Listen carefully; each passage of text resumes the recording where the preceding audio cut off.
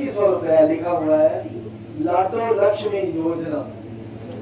ये एक ऐसी योजना है क्योंकि 60 साल से ऊपर वाली बहनों माताओं को तो पेंशन मिलती है 3000, अपने आप लागू हो जाती है, किसे कहीं जाने की जरूरत नहीं थी, मेरी पेंशन लगा दो, ऑटोमेटिकली जब उम्र होती पूरी तो अपने आप पेंशन लग जाती है। ये एक ऐसी स्कीम सरकार ने बनाई है। जिस दिन माननीय नायब सिंह सैनी जी ओथ ले लेंगे तीसरी बार, उसी दिन से 2100 रुपया हमारी बहनों माताओं के खाते में आना शुरू हो जाएगा। इस स्कीम के तहत हर महीने आएगा।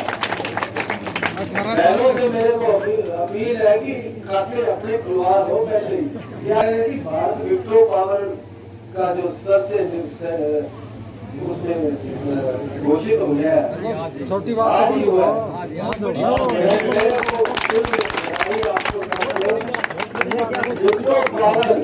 मैं एक बात इसके साथ और जोड़ता हूँ।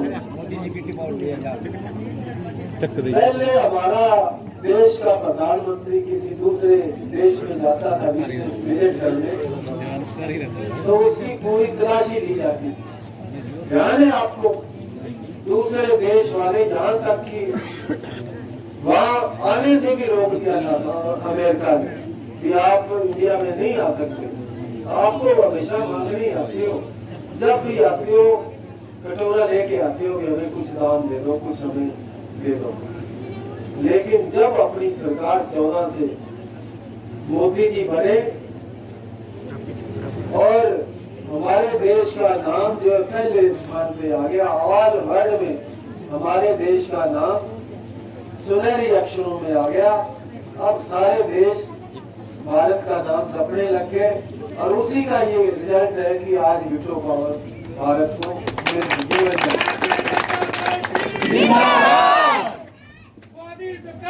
जिंदाबाद। तो उसके अलावा एक और बात मैं बताऊं, धारा 370 तोड़ने बातें बहुत है, सारी रात लगे रहे तो खत्म नहीं होती। धारा 370 जब तोड़नी थी, मीटिंग शुरू थी संसद में और जब अमित शाह जी ने प्रस्ताव रखा तो कांग्रेस वाले क्या कह रहे थे, अगर धारा 370 तोड़ दी तो जम्मू कश्मीर में खून की नदियां बह जाएंगी, ये बात कही। और एक झटके में तोड़ने के बाद वहां पत्ता नहीं हिला जम्मू कश्मीर में। आज वो कहाँ के पत्थरबाज जो पत्थर मारते थे सैनिकों के ऊपर, आज वहां बिल्कुल शांति है। ये है असली ताकत, ये ताकत आप लोगों ने दी है। तो घर का बच्चा तो काम अच्छा करे तो उसको आशीर्वाद देना चाहिए या नहीं देना चाहिए? ये सरकार जब अच्छा काम कर रहे हैं तो फिर इसको आशीर्वाद तो आपको देना चाहिए, ये आपकी भी जिम्मेवारी है। ऊपर तो आपने तीसरी बार मोदी जी को देश का प्रधानमंत्री बना दिया, नीचे तीसरी वो इसलिए बना दिया कि उन्होंने जो गरीबों के उत्थान के लिए योजना बनाई थी, उसकी बदौलत आप लोगों ने उसको तीसरी बार आशीर्वाद देने का काम किया। अब हरियाणा की बारी है, क्योंकि हरियाणा में भी 2 बार तो भारतीय जनता पार्टी की सरकार बन गई। अब तीसरी बार सरकार तो बन गई, 100% सरकार बन गई। अब इस सरकार में आपने अपनी हिस्सेदारी डालनी है। वो हिस्सेदारी यहाँ से विधायक बनाकर जब आप नायब सिंह सैनी के पास भेजोगे तो वो हिस्सेदारी आपकी पक्की होगी, आपकी आवाज विधानसभा में होगी। साथियों, भारतीय जनता पार्टी ने ऐसे ऐसे ऐतिहासिक काम किए जो कोई सोच नहीं सकता। ये 50 साल इन्होंने सरकार चलाई। चौटाला साहब ने भी कई बार मुख्यमंत्री बने, लेकिन गरीबों के बारे में बढ़ने के बाद वो भूल जाते थे कि गरीब आखिरी पंक्ति में खड़ा हुआ जो गरीब आदमी है उसको क्या चाहिए?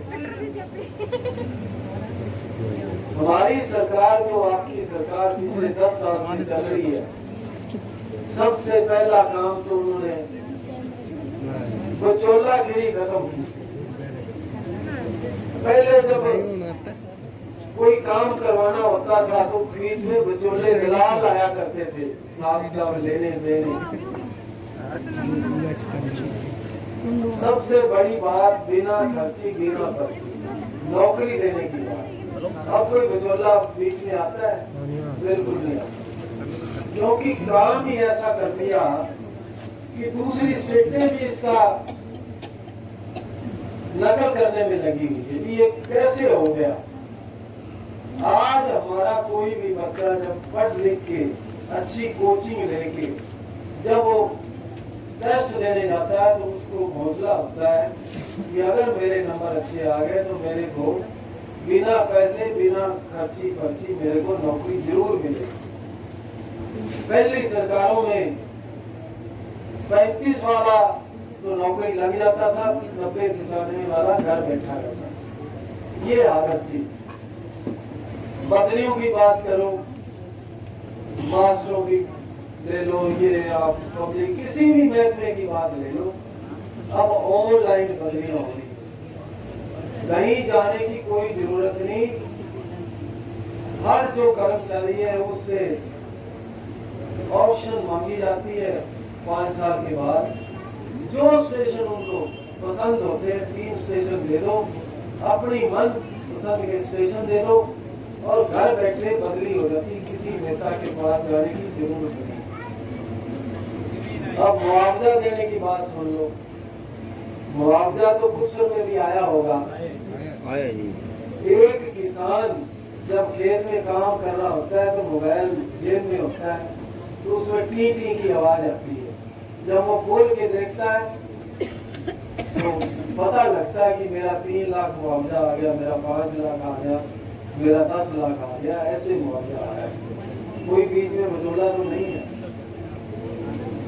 इसके बाद आप पेंशन की बात कर लो।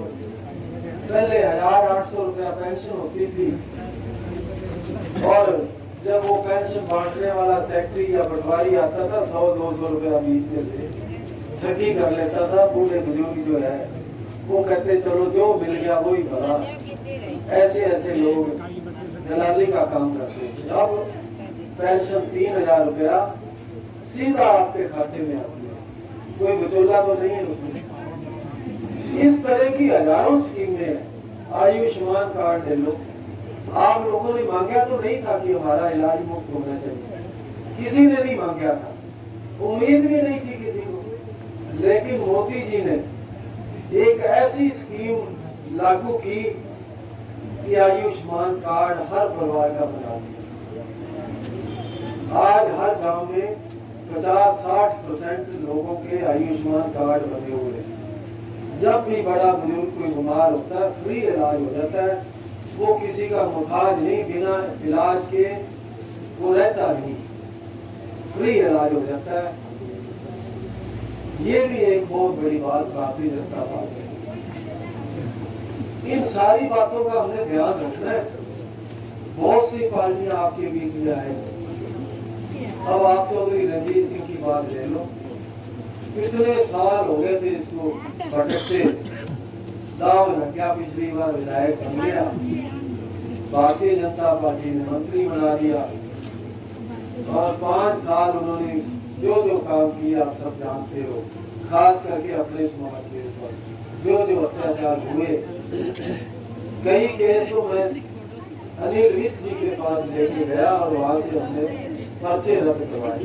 ऐसे ऐसे काम वो भी आपके बीच में आएंगे। इनेलो वालों का कितने साल राज रहा और कैसी लूट मचाई उन्होंने, कैसी गुंडागर्दी। क्योंकि इलेक्शन तो अब 2-4 दिन ही बचे हैं। आज 1 तारीख होगी, 2, 3, 4 और 5 को तो आपने टीटी कराई देनी यार हो ना। टीटी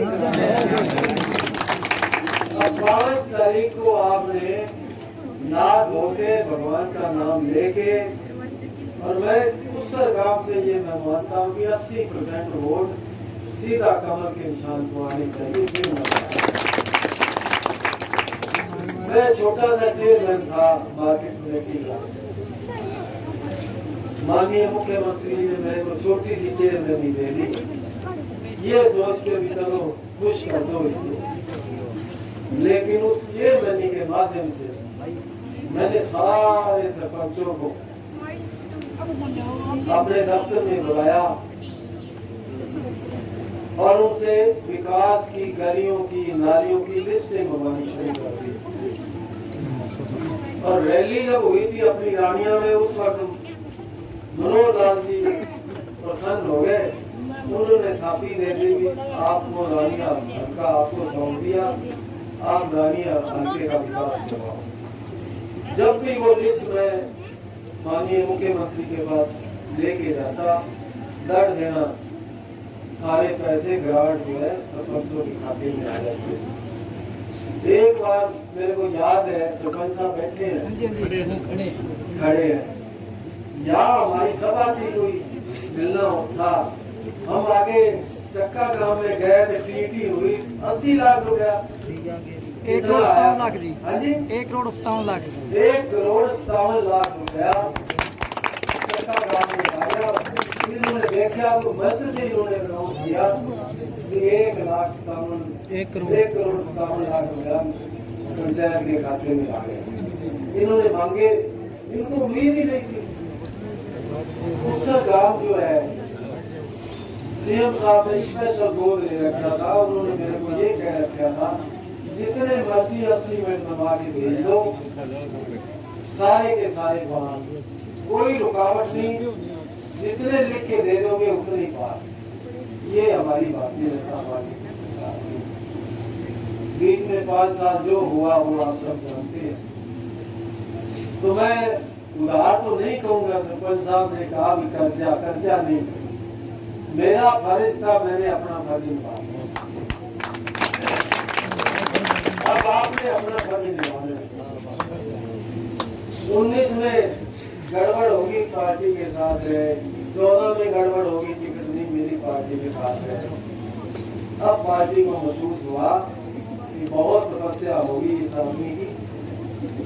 अब उन्होंने कमल का फूल देके आपके भेज दिया, ये सोच के कि रानिया विधानसभा की जनता की आवाज शीशपाल कंबोज है, मैं आपके बीच में कमल का फूल लेकर आया हूँ। अब खिलाने का काम आपका। भारतीय जनता पार्टी जिंदाबाद। तो आने वाली 5 तारीख को अब आप नहा धोके तैयार होके बिल्कुल तिलक लगा के गुरुद्वारे मंदिर में जाके अपनी पर्ची लेके और कमल का निशान बस उसको टी करा दो, बल्ले बल्ले हो जाएगी। मांगने की तो पहले भी जरूरत नहीं, तो फिर तो बारे न्यारे हो जाएंगे। अब एक मैं आपको और हमारी सरकार की जो अभी थोड़े दिन पहले हमारी सरकार ने फैसला किया,